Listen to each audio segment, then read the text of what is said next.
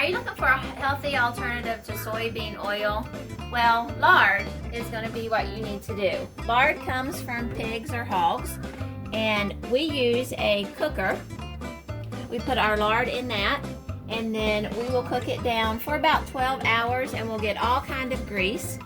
And at that point, we'll pour it into jars, and then we'll have things to cook with throughout the winter.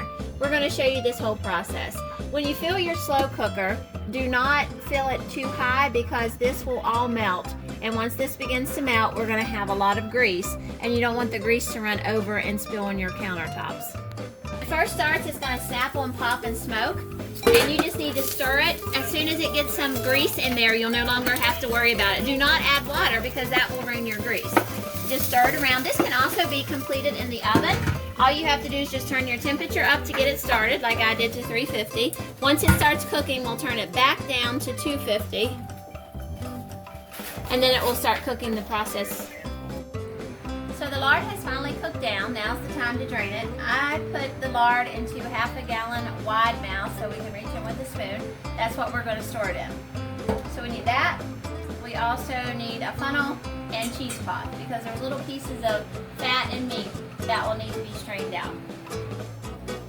As you can see, it's cooked down very well. The lard has become a brownish color. So we're going to strain all this out.